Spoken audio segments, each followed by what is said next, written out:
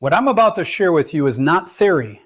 These are the exact same 5 habits I have personally recommended to every high-risk patient in my clinic for the last decade. And the results have changed lives in ways I still find remarkable. Here is something that most people over 50 have never been told, and it genuinely surprises even some of my own medical colleagues. The single most powerful cancer prevention tool available to you today costs nothing, requires no prescription, and can be started before you finish watching this video. My name is Dr. Alan Mandell, and after 27 years as an oncologist and cancer prevention researcher, I have spent my career studying exactly why some people develop cancer after 50 and why others simply don't.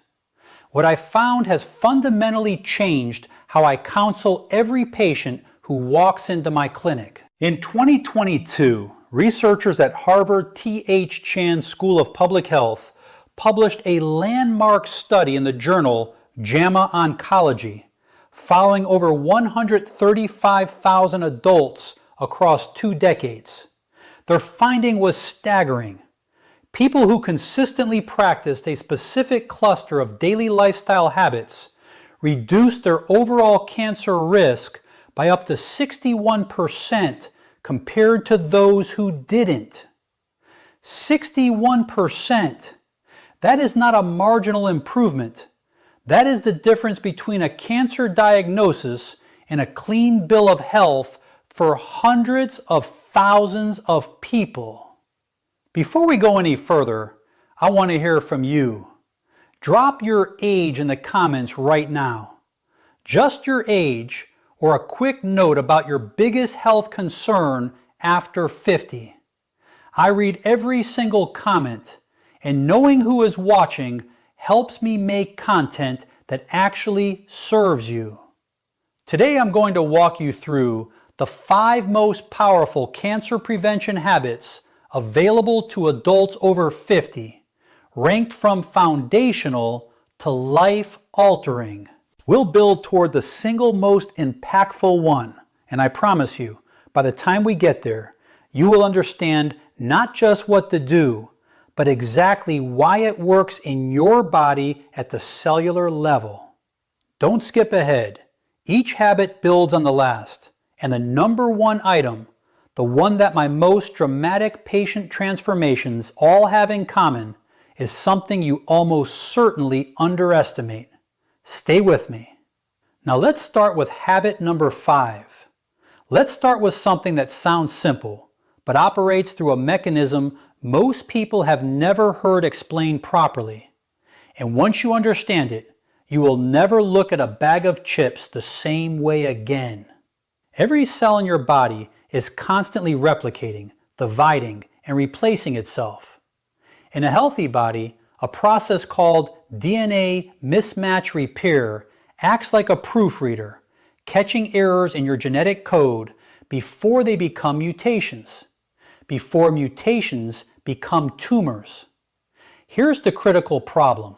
After age 50, the efficiency of your DNA repair enzymes naturally declines by roughly 30 to 40%. Your body becomes a less reliable proofreader at exactly the moment when decades of cellular wear have accumulated the most errors.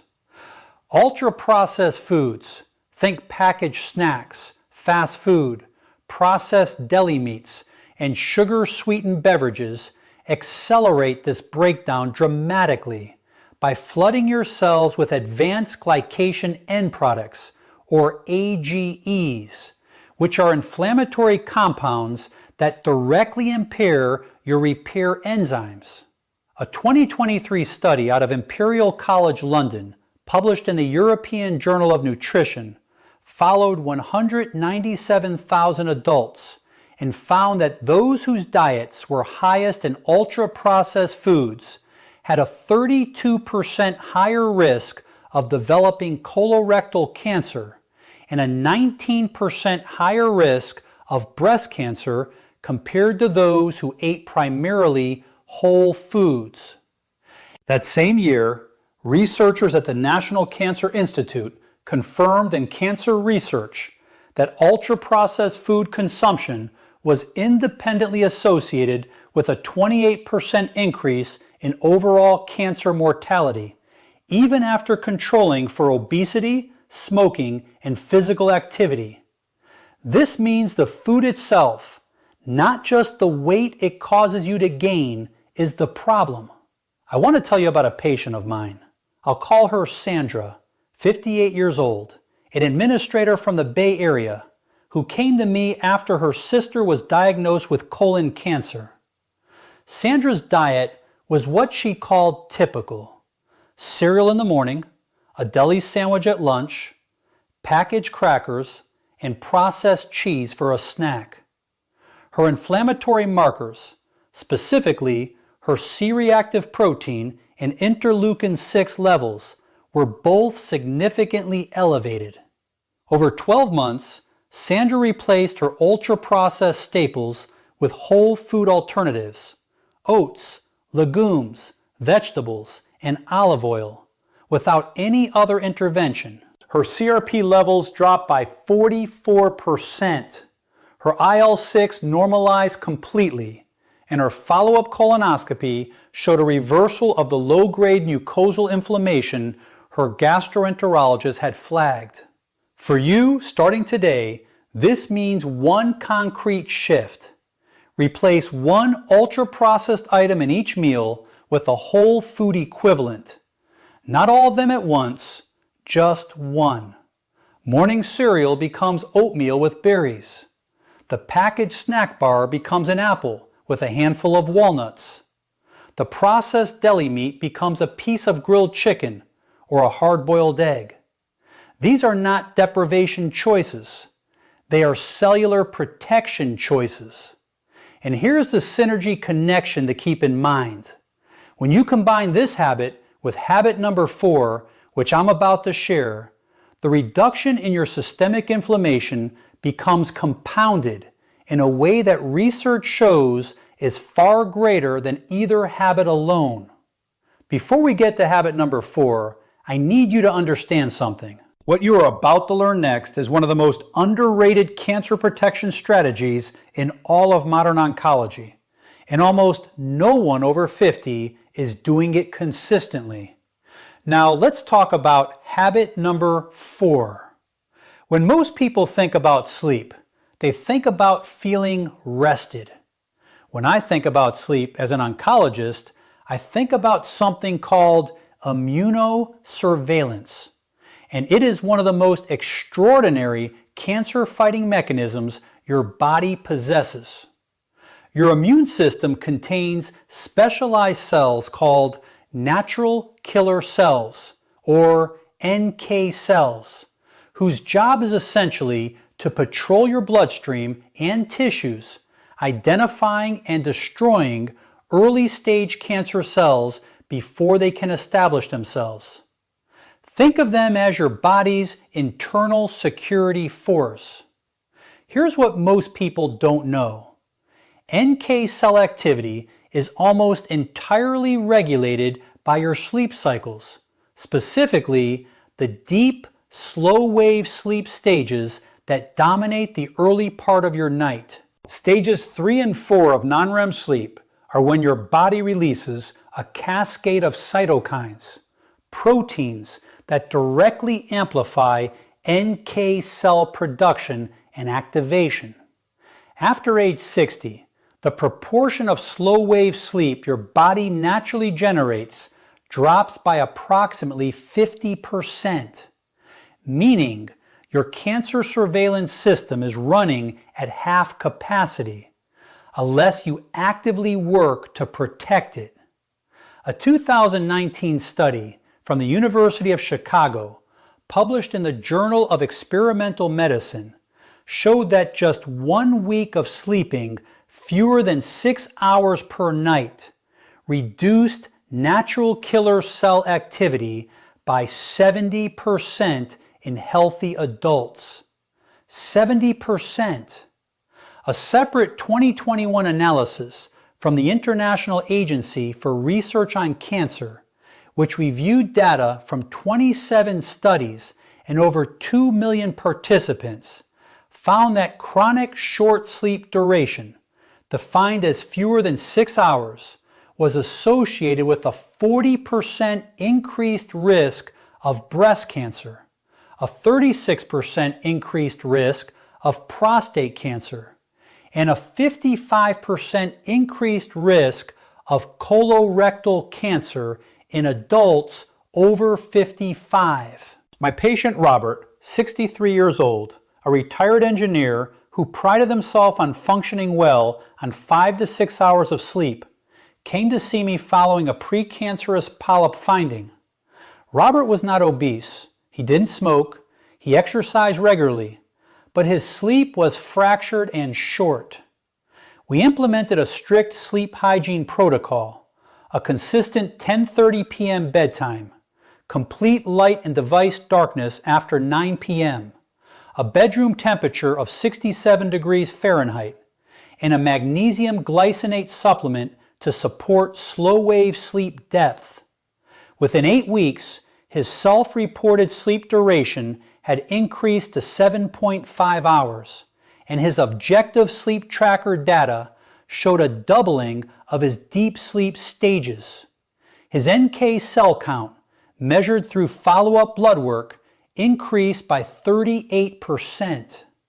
For you, the most actionable starting point is what sleep researchers call anchor sleep, committing to the same wake time every single morning, even on weekends, because your wake time anchors your circadian rhythm far more powerfully than your bedtime. Set that alarm, keep it. Even 1 week of consistent wake timing measurably improves sleep architecture in adults over 50. And when you pair optimized sleep with the dietary changes from habit number 5, your body's inflammatory baseline drops to a level where your immune surveillance system can function the way it was designed to. But as powerful as these first 2 habits are, they are preparation for what comes next. A habit that directly intervenes in the biological clock of your cells in a way that scientists only fully understood within the last 15 years. Now let's start with habit number 3. I want to reframe something for you right now because the word exercise carries a weight, a sense of obligation, and effort that causes most adults over 50 to tune out.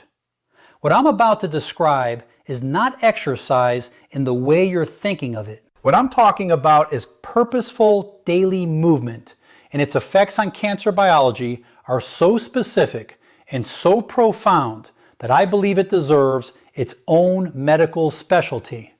At the heart of this habit is a molecule called insulin-like growth factor 1, or IGF-1. IGF-1 is a hormone that promotes cell growth, which is exactly what it sounds like, both useful and dangerous. In youth, IGF-1 drives healthy development, but after 50, chronically elevated IGF-1 levels, which are directly driven by sedentary behavior, act as a fertilizer for cancer cells, accelerating their proliferation. Regular moderate movement is one of the only lifestyle interventions proven to lower baseline IGF-1 levels and simultaneously upregulate a tumor-suppressing protein called P53, which functions as your cell's most powerful internal stop signal against malignant growth. A 2020 study from the American Cancer Society, published in the Journal of Clinical Oncology, tracked 186,000 adults for 10 years and found that those who engaged in at least 150 minutes of moderate intensity movement per week had a 42% lower risk of developing colon cancer, a 38% lower risk of breast cancer recurrence, and a 26% lower risk of all-cause cancer mortality. A companion study from the University of Queensland, published in The Lancet in 2022, found that simply breaking up prolonged sitting with 5-minute walks every hour reduced blood markers of tumor-promoting inflammation by 27% without any structured exercise at all. My patient Eleanor, 71 years old, came to me 2 years after a stage 1 breast cancer diagnosis. She had completed treatment successfully, but was terrified of recurrence. Eleanor had arthritis and couldn't run or do traditional gym workouts. We built her a movement protocol around what she could do. 20 minutes of brisk walking after breakfast, standing while watching television in the evening, and 5-minute stretch and walk breaks every hour during her sedentary afternoon reading time. At her 12-month follow-up, her IGF-1 levels had dropped by 23%. Her oncologist noted significantly improved NK cell counts in her blood work, and she described her energy and mental clarity as completely transformed. For you, the implementation is this. Start with a 20-minute walk after your largest meal of the day. Research from Stanford University, published in 2021, confirms that post-meal walking specifically suppresses postprandial glucose spikes, which independently fuel cancer cell metabolism by up to 33%. You don't need a gym. You don't need equipment. You need your own front door and a consistent commitment. And when this movement habit is layered on top of the sleep optimization from habit number 4 and the dietary overhaul from habit number 5, your IGF, 1 CRP, and IL-6 levels, 3 of the most important cancer-promoting molecules in your body, can drop in a way that no single intervention achieves alone. Now, if you are finding value in what we're covering today, I want to pause and make a quick request.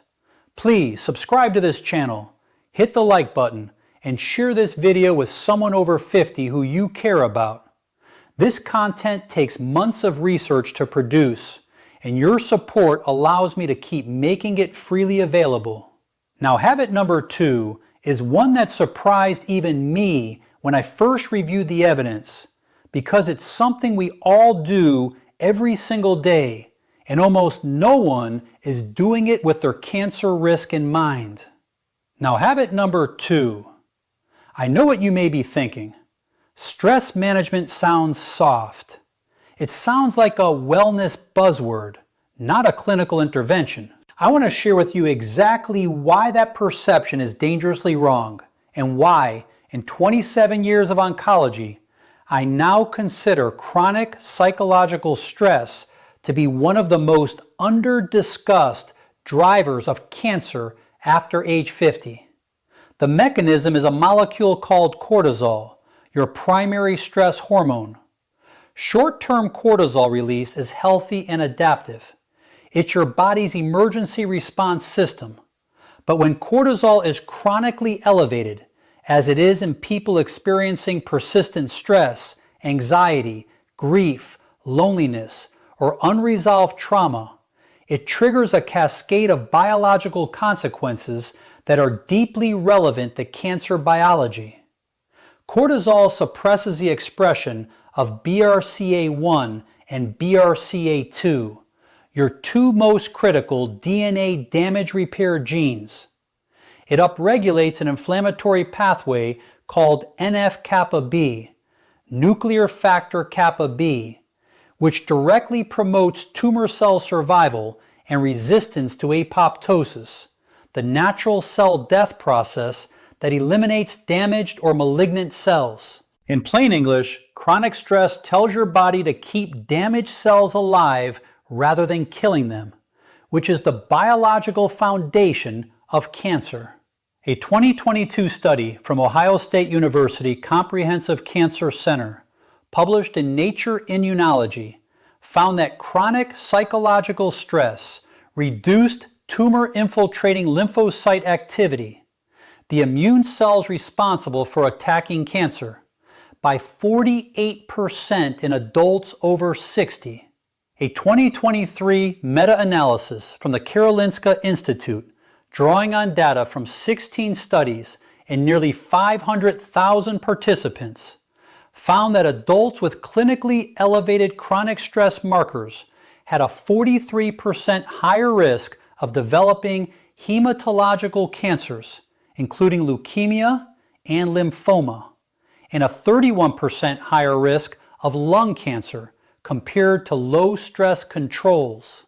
My patient David, 66 years old, a recently retired executive who came to me describing himself as finally relaxing, had blood work that told a completely different story. His cortisol rhythm was inverted, low in the morning when it should peak, and elevated at night when it should be near zero.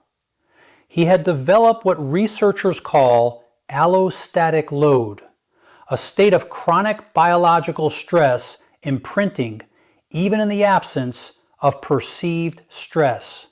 His BRCA1 expression was measurably suppressed. We implemented a structured daily protocol, 12 minutes of slow diaphragmatic breathing each morning using a 4-7-8 breathing pattern, a 15-minute evening walk with no phone, and weekly social engagement, a regular dinner with friends. At 6 months, David's cortisol rhythm had normalized. His NF-kappa B markers had dropped by 31%, and his oncology team noted improved lymphocyte counts across the board. We implemented a simple 14-10 protocol. His first meal at 8 a.m., his last bite of food by 6 p.m., with water and black coffee freely allowed throughout the fasting window. Within 90 days, his fasting glucose had dropped from 108 to 91. Within 12 months, his follow-up colonoscopy showed complete resolution of the low-grade dysplasia that had been present in his last 2 scopes, a finding his gastroenterologist described as unusual and remarkable. His autophagy biomarkers, measured through a research panel, had increased by 53%. For you, the implementation of this habit is simpler than you might expect. You do not need to skip meals. You do not need to count calories. You need to establish a consistent eating window of 10 to 12 hours and then protect it. If your first cup of coffee with cream is at 7 a.m., your kitchen closes at 7 p.m. If breakfast is at 8 a.m., dinner ends by 6 p.m. Nothing but water, plain black coffee, or unsweetened tea outside that window. Your body does the rest. And here is the profound synergy that ties all 5 habits together. Time-restricted eating amplifies every mechanism we've discussed. It lowers IGF-1, the same pathway targeted by movement. It reduces cortisol rhythm disruption, supporting the stress regulation we covered. It increases the depth and efficiency of slow-wave sleep. And it reduces systemic inflammation, even when your diet is not perfect. This is why I call it the master lever. Pull it, and everything else in this video gets more powerful. So let's bring this all home together. Because what we've covered today is not a collection of disconnected tips. It is an integrated biological strategy.